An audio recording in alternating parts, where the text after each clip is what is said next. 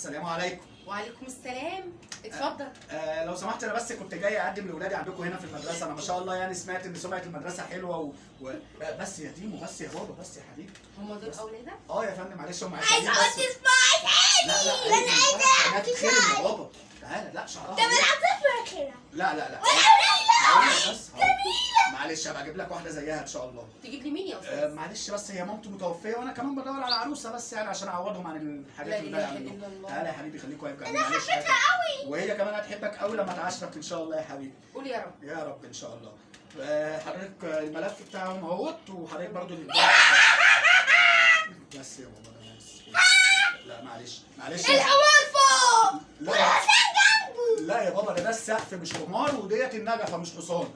معلش يا استاذه بس هو دوت يعني عنده كهرباء زياده في مخه، وده دخل في ودنه ميه وهو صغير. معلش يا استاذ انت كده تروح تقدم له على عداد مش تقدم له في مدرسه. لا بس افتكر مامته. معلش يا معلش بس هم يتامى بس. معلش حقك عليا، بس حضرتك هتحبيهم ان شاء الله، هتحبيهم.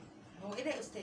ايه؟ ومين ده يا بابا؟ ده اخوك يا حبيبي ادم. انت اللي مين؟ ده ياسر اخوك يا بابا. انت حرامي. لا ده مش حرامي، ده اخوك. احنا ده الملف حضرتك يا استاذ. ملف ايه يا استاذ؟ الورق فاضي. ايه ده يا استاذ؟ ده الورق ابيض وفاضي يا استاذ. ايوه يا استاذه، ما انا مش مين عارف. صوتي اللي هتجيلنا دي صح؟ هبقى اجيب لك واحده زيها قلت لك.